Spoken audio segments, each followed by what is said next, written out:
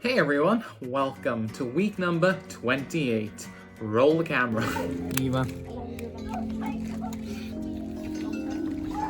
That was me. Yeah, no, I got that. Thank you. All right, Mr. Piranha. They call me the Phantom Bandit. Nice ring to it, I guess.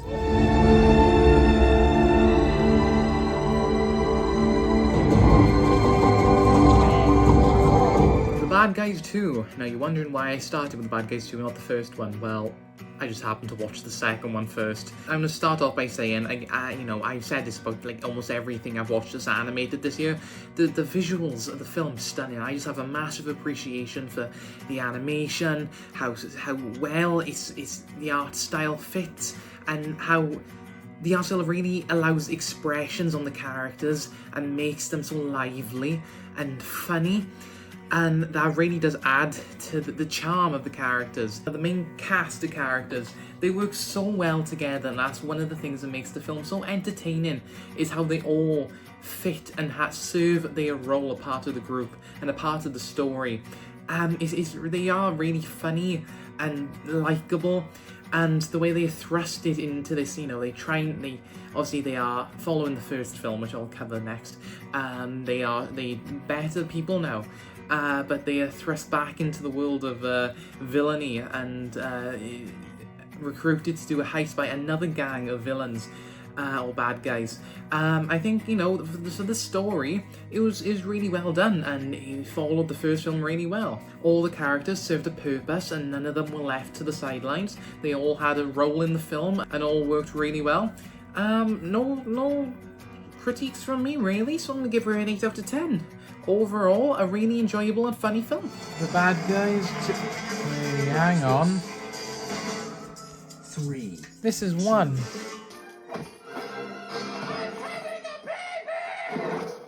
Nope, sucker. That's it. Get to the sheriff. Working backwards here, we got The Bad Guys then, the first film, and it really does set up the characters really well. It introduces us to this group of bad guys, but it does it so in a way that it doesn't just bombard us with a group of characters.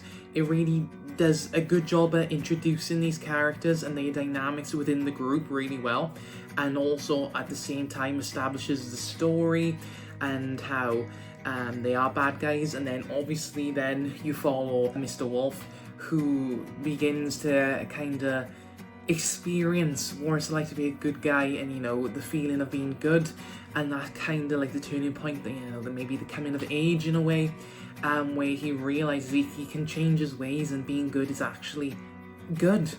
And obviously the big twist at the end, where it's like the bad guys are the good guys and the good guy, the hamster guy, is the bad guy, is a really great plot twist in the film, and I think it suits really well. And obviously seeing the cast of characters, these bad guys come together at the end to be like the heroes. It's like, it's not something that hasn't been done before. A group of villains turn heroes, anti-heroes, whatnot. So, but again, the animation's stunning as well, and the team just work really well together. The characters are really funny, and the dynamics just flow and link together so well. Don't know if that's the right terminology, but yeah, overall, again, 8 out of 10. I think they on par. Totally fine. No, He's please. hashtag alive. Don't kick me out, please.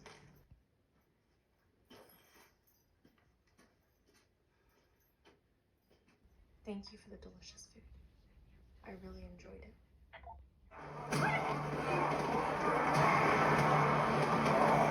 We're still alive.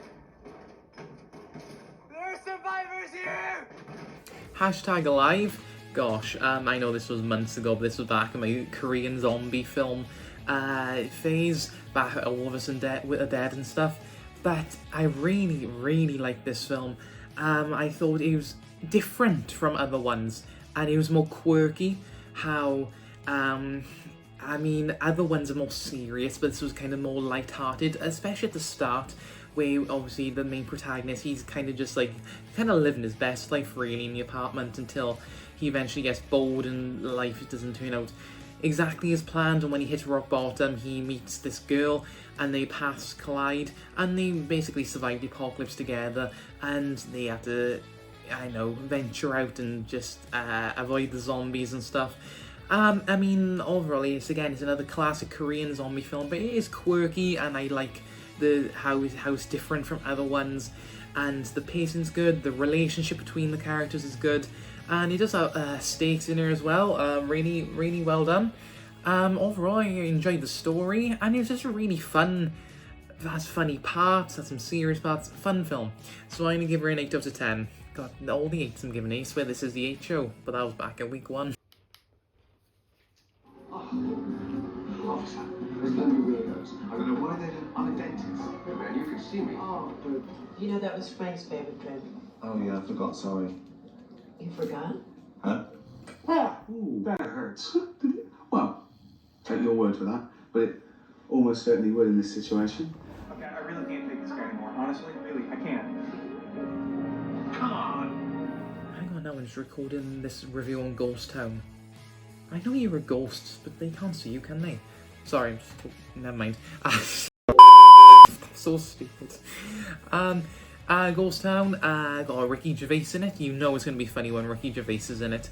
But it also has more serious tones. Of course, it follows this guy. Name's just out of my head. But Ricky Gervais' character, he experiences death, but not permanent. He comes back to life, he gets resurrected, which allows him the ability to see the dead, to see ghosts. And that's a really interesting dynamic, and how they implemented that and explained it was really well done. I thought it was quite clever. And then the relation he finds himself in with his ghost friend, and his ghost friend's real life, well, ex-partner then, and the kind of that love triangle type deal works really well and is really funny in the film. And the film again has some serious parts to it, but overall I really like the story. There's a quirky, you know, it was certainly unique. Can't really think of anything else that's done something like that before, but overall I enjoyed it, so I'm gonna give her 6.5 out of 10. They handled the relationships really well, and the character development well throughout the film, especially with like Ricky Gervais and stuff. The Naked Gun. From the files of the police squad. They're not here for you. Weird Al Yankovic is on the plane. Bingo.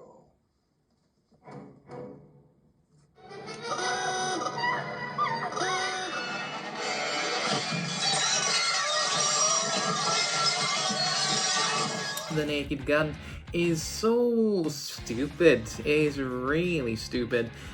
But luckily for the Naked Gun, that is exactly the type of thing I'm into. Because the humour, I mean, it's kind of like Mr. Bean humour.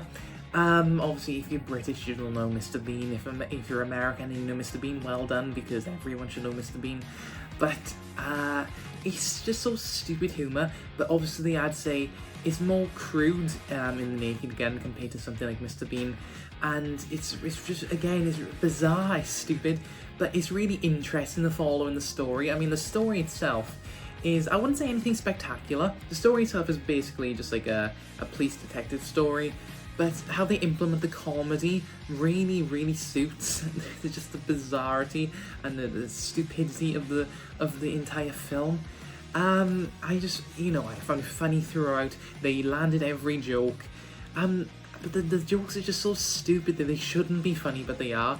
So that's a compliment. They managed to make it funny, even though it's like, when you think about it, it's like, why did I laugh? That's not, but you know, it makes you laugh. That type of film. I'm gonna give her a 6.5 out of 10. Not a bad film by any means. I can't rate it too high, because it's not like groundbreaking, but it's really funny. Really, really funny.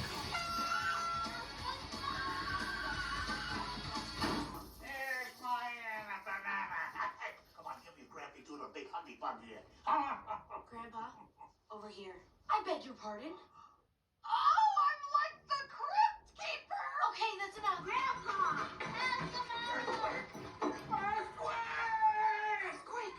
Earthquake!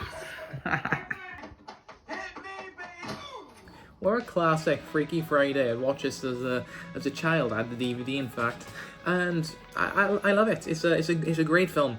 and how they handle the story. I mean, it is quite unique, especially for its time.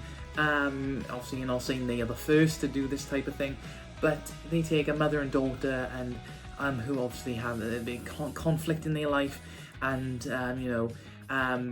they have a big fight, and that's when they get their bodies swapped or their mind swapped, and they kind of then experience life through the other person's perspective, and it really is a good, like, again, I could say coming of age, because they both get to understand and empathize with each other and really understand each other, and that's how well the relationship between the two was handled throughout the film.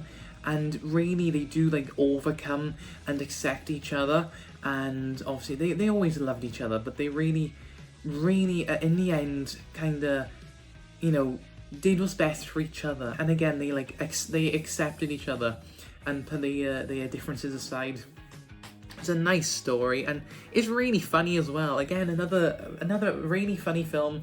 They land the jokes well, but also again with the themes of the film, it's kind of serious, or if not heartwarming. Really, it's a lovely relationship that's built throughout, and for that I'm gonna give her a 7.5 out of 10. It's just a really funny, and the story comes together lovely. What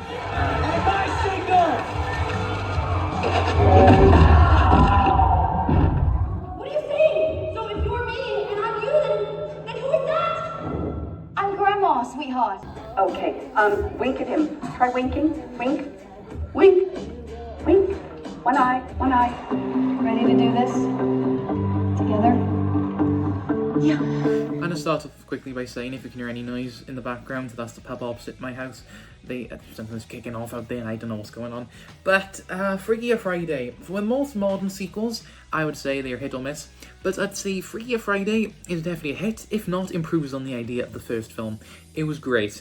Really enjoyed it. It obviously it takes us back to Jamie Lee Curtis and Lindsay Lohan's characters, obviously much older now. But then you've got Lindsay Lohan now has a child of her own, and it kind of expands on the family, where we got a new husband in the picture, and with the husband comes a daughter as well, and they don't get on at all. And it brings us back to the idea of like this dysfunctional family, except this time, instead of just the mother and daughter swapping places, it was the grandmother, the mother, and the two daughters all jumbled up. And that's why I think it improves on the first one, because obviously the first one was great, but we get so much more character dynamics between all four of these now, and how it affects the family even more. And not only do they carry on the humour of the first film and the charm, but also they deliver that powerful emotional impact when the characters really realise how they've affected each other, and when things get really at like rock bottom towards the third act of the film, and they kind of change their ways for the betterment of the whole family, and they begin to accept each other, and they begin to bond, and where it's done really naturally and realistically, and it feels so real. The bonds you can tell between the characters and the family was done really well. And again, the story was really engaging and funny. So I'm going to give it an 8.5 out of 10, because I do think, if anything, it did improve on the first film. What do you want, little one? Your ass. I want to be just like you, but at the same time, be completely different and original.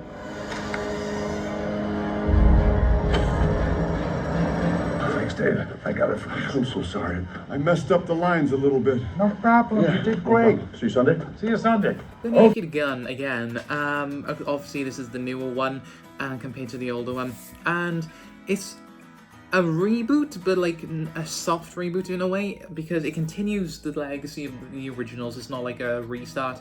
It carries on the legacy of the original actor on screen now, who plays the main character, Liam Neeson. That's it, you've got Liam Neeson playing, taking on the leading role in the new Naked Gun, and the film really does continue that legacy to a T, really, because it continues that stupidity, utter bizarre story is really, again, really stupid, but again, really funny. They really do just manage to land every joke, no matter how stupid the joke may look when you actually use 2 seconds to think about it. You just can't help but laugh. And you know a film's good and funny when they go Weird Al on board as well. I believe he was in all of them. The story was actually decent. It was a decent story. Obviously complemented by the character development throughout, how the characters work together and his relationship in the film. And that's all sugar-coated with the comedy and just the humour and the puns they managed to land. So for that, I'm going to give her a 7.5 out of 10.